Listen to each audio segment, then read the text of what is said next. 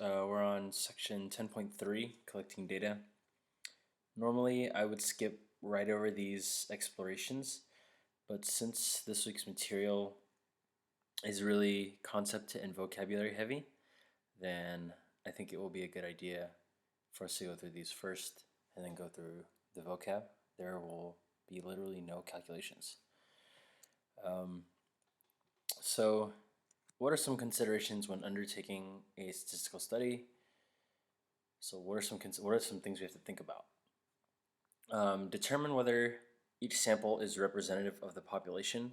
When it says representative of the population, it means like, oh, when you're asking this group of people, do they accurately represent the larger group? Or to give you an example of like something that's just obviously wrong, if I wanted to get an idea of how seniors feel about um, anything, then would it make any sense for me to ask the sophomores? And the answer is obviously not, right? Like if I'm trying to get a picture of how the seniors feel, then I should ask the seniors. Like that would be more representative. So again, I just want to start off with a really glaringly bad example. Let's look through these. To determine the number of hours people exercise during a week, researchers use random digit dialing and call 1,500 people. So is that is calling these random 1,500 people a good thing or a bad thing? And is that representative of the population? So I'll pause here, or really you could just pause the video and think about it.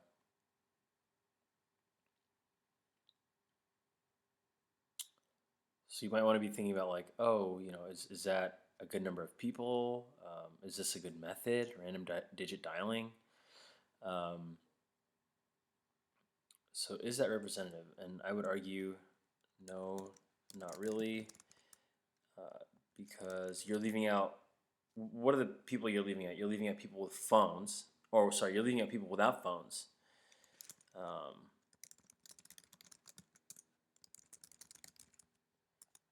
Like, okay, well, you're like, oh, well, it's 2020. Like, how many people don't have phones? Okay, well, I mean, plenty of people don't, but let's also move on to the next bit and think, oh,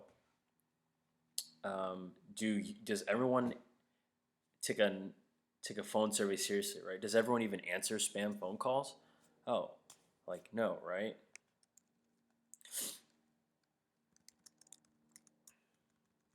So I guess you have a number of reasons.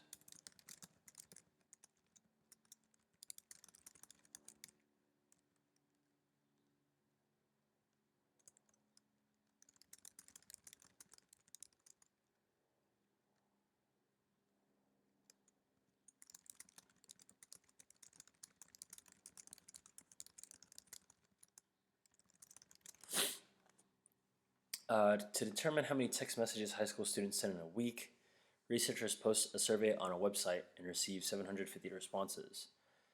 So is that accurately going to capture high school students? Well, let's think about that. Do all high school students go to the same website? How's this website being distributed, right?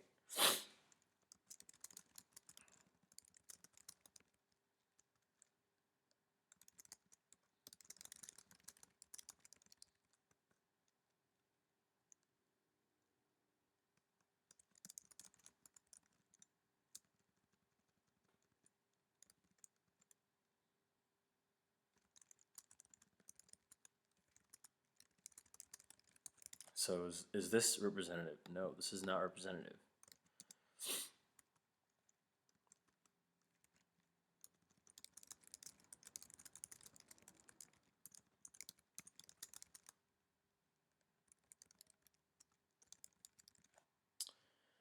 To determine how much money college students spend on clothes each semester, a researcher surveys 450 college students as they leave the university library.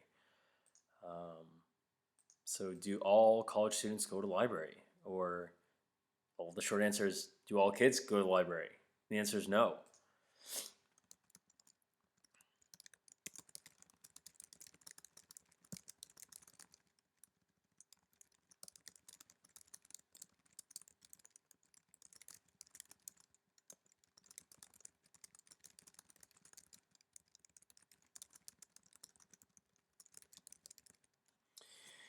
To determine the quality of service customers receive, an airline sends an email survey to each customer after completion of a flight. Okay, this one's a great one. Does everyone respond to emails in a survey? And then second of all, does everyone even respond to a survey? It's like if you think if things were completely normal and you went on a flight and everything happened the way it was supposed to happen, are you likely to like, it wasn't an event that stood out in your mind, so you're not likely to like gush about it. Or on the flip side, maybe something bad happened, um, then you are more likely, oh, like the flight attendant spit in my drink or something like that. Then you would complain about it. But if it's like, oh, this completely normal flight, like, you know, you don't really have a motivation to, right? Um,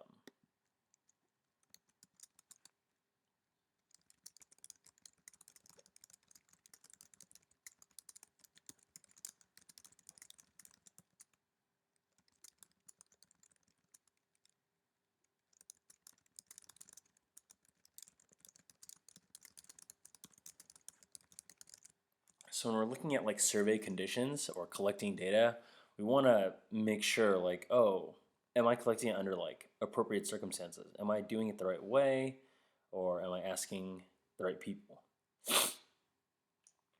Next, not only do we have to figure out how we're asking people, how we're collecting the data, we have to also, another way to think about it is the questions that we're asking themselves, and are the questions worded in a good way? So, this chunk right here helps to analyze survey questions.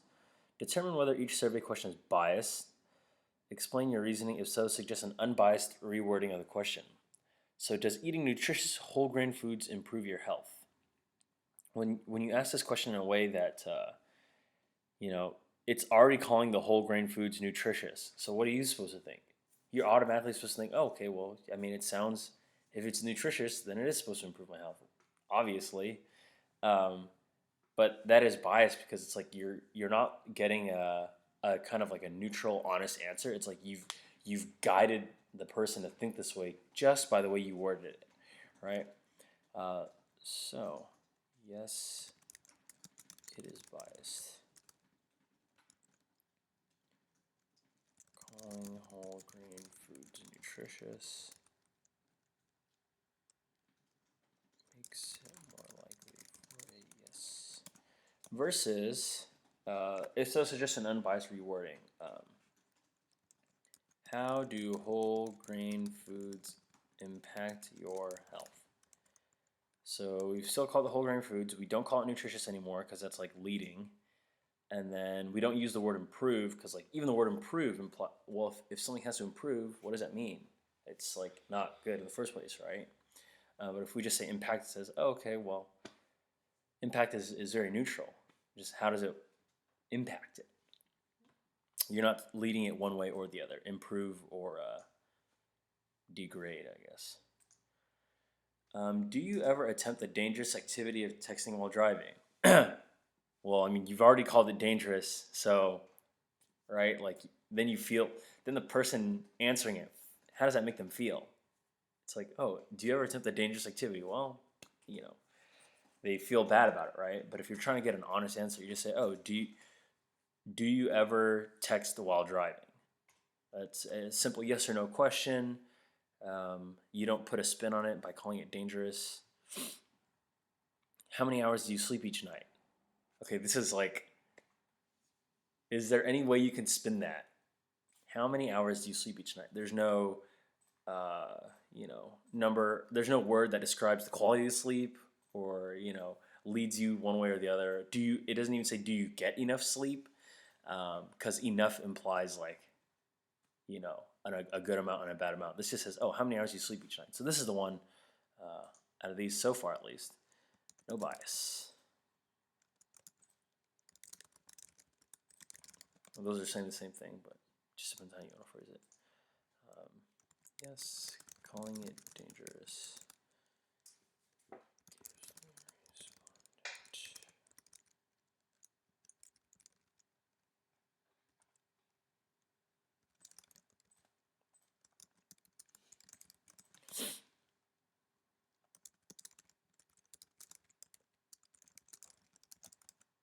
There's our alternative. How can the mayor of your city improve his or her public image? So this is just like calling something dangerous or saying something is nutritious, or using the word improve even. If you use the word improve, that implies that something's kind of in the dumps, right? Or it needs work. So yes.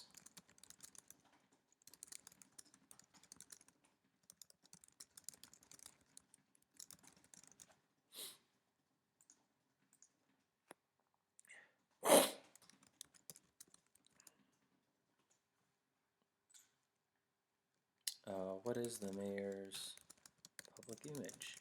Or what do you think of the mayor's public image? Those are, we're not leading it one way or the other, right?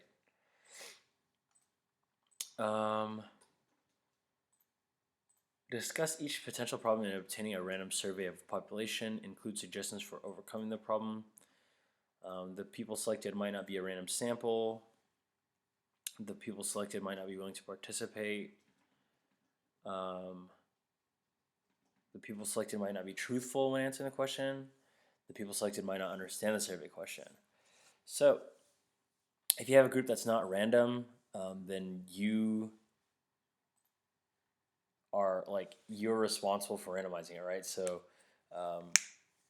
if you're the one doing the picking, then instead of you picking, you could come up with preset criteria, or to make it truly random, you could be like, okay, you know what? Instead of me waiting to see someone that I'm going to survey, I'll pick just using numbers, right? Like, oh, I'm going to ask every fifth person that comes in here. Well, it's random because you have no control over who's going to come in 5th, 10th, 15th, right? The people selected might not be willing to participate in the survey. I mean, you could just make it. You could make it so that the people can choose, right? The people selected might not be truthful. One thing that for sure helps when rating this one is just making it anonymous, right? Like if you don't attach someone's name to it, then they're more likely to answer honestly. And then the people selected might not understand the survey question. You might reword, right? Like we've spent the last few minutes just rewording things. And then of course you guys may come up with your own alternatives to overcome these problems as well. That's certainly not all the options you have. Okay, so ton of vocab, and I'm actually going to go to the textbook for this now. And I highly suggest you write this down on a sheet of paper, just from this page, because it's literally so much vocab, and if you don't write it down, it's going to be really hard to keep these things straight. So, identifying sampling methods. Sampling methods is how you choose people. The sample is the group of, not necessarily people, but just things that you are looking at. So identify the variable of interest. So I want to know about height, or I want to know how much these people make, or you just have to figure out what you are trying to figure out. And the population. So am I am I going to ask the seniors? Am I going to ask adults, working adults? Am I going to ask kindergartners? Am I going to ask all elementary schoolers? Whatever. Choose a sample that is representative of the population. So if I'm looking to ask about elementary schoolers, I have to include, think about what that includes, right? K through 5. And so you would have to make sure you have a sample that includes kindergartners, first graders, second graders, third graders, fourth graders, and fifth graders, et cetera, et cetera.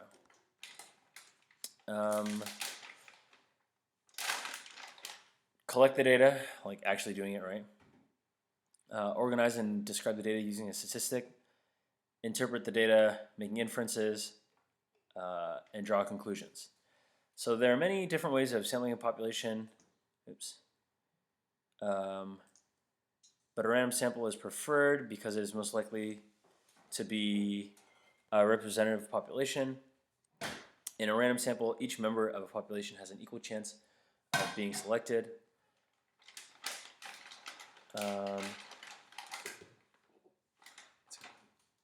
Many, yeah. For a self-selected sample, members of a population can volunteer to be in the sample, so that's like you opting in, like taking a survey, you're opting in.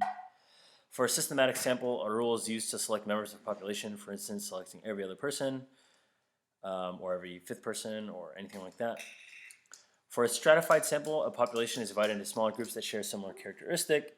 A sample is then randomly selected from each group. So this one, if we're talking about like elementary schoolers, we could be like, oh, okay, here are the kindergartners, first graders, second graders. Or if we're talking about high schoolers, we'd be like, oh, freshmen, sophomore, junior, seniors. If we're doing, population could be divided into smaller groups that share similar characteristics. It could be any characteristic. Could be racial groups, could be gender, could be income brackets, and then you pick from there. But that's just an example of stratified sample. For a cluster sample, a population is divided into groups called clusters. All of the members in one or more of the clusters are selected. So if we take a look at this, so like if I use elementary schoolers, I said, oh, kindergarten, first grade, third grade, I could, if I was still doing elementary school, I could mix them up first and be like, okay, we're going to take all the kindergartners, first graders, second graders, third graders, fourth graders, fifth graders, mix them up into groups randomly so that every group has the same number of kindergartners, K through 5 students, and then pick that one group. Out of all those groups, just pick one group. But out of all the groups, they will each have the same number of students. And lastly, for a convenience sample, only members of a population who are easy to reach are selected. So for me, I might be like, oh, who wants the quiz score to count? And I'll only ask like, if I, from my desk, if I only pick the 4 or 8 students that are right next to my desk, that's a convenient sample. I'm only going to the kids that are really easy to access, right? So for identifying types of samples, it's literally just, go to this. We have a random sample where it's equally likely to pick anybody, and then we have these other examples of samples, or how to choose people. I would definitely write each of those down so it like sticks better when you write it down. A bias is an error that results in a misrepresentation of population. So if we're surveying, freshmen through, if I was surveying high school students and I conducted a survey at lunch, the bias could be that, are there anybody who leaves school early? Well, yeah, seniors are less likely to have, to stay through lunch. So that could be a bias, right? Like, oh, the seniors are underrepresented. An unbiased sample is representative of the population that you want information about. So an unbiased sample is what we want. That's good. A biased sample that overrepresents is a sample that overrepresents or underrepresents part of the population. We do not want that. When a sample is biased, the data are invalid because we've only looked at a particular set of information that's not accurately representing everyone or everything that we want to look at. Let's see, experiment. Oh, okay. These are just some examples for you guys. Methods of collecting data. An experiment imposes a treatment on individuals in order to collect data on their response to the treatment. So an experiment is when you actually do something, right? So this goes back to like middle school science for your definitions of like, how do we conduct science? We can do things by experimenting, or we can just watch an observational study. So you don't have to actually do anything, but you're recording things. This type of study is used when it is difficult to control or isolate the variable being studied, or when it may be unethical to subject people to a certain treatment or to withhold it from them. A survey is an investigation of one or more characteristics. In a survey, every member of a sample is asked one or more questions. So we're asking questions, basically. And then a simulation uses a model to reproduce the conditions of a situation or process so that the simulated outcomes closely match the real-world outcomes. Simulations allow you to study situations that are impractical or dangerous to create in real life. So when we talk about simulations, we're talking about things that are dangerous, such as, pandemic modeling, or any type of modeling, like natural disaster modeling, right? Like those are we can't. We can make an earthquake, but two, even if we could, it's really not ethical to do such a thing, right? So we've talked about bias questions, went through that. When they're like asked in a leading way, right? Avoid questions that do any of these. Right? We want our questions to be really neutral. We don't want it to be too sensitive so that people can still answer them truthfully. Do not provide enough information to give an accurate opinion. That's like, why would you ask a question if you're not going to provide info? And then avoid questions that address more than one issue, because then you kind of make it, when you ask someone about many things at once, it kind of like jumbles it all together.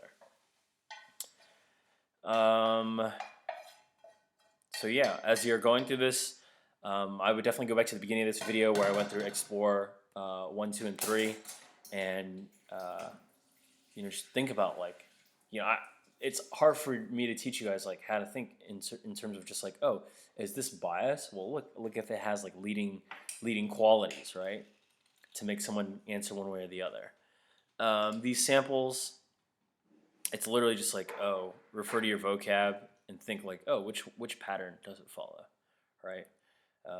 And then otherwise, let me know if you have any questions and I'll answer them.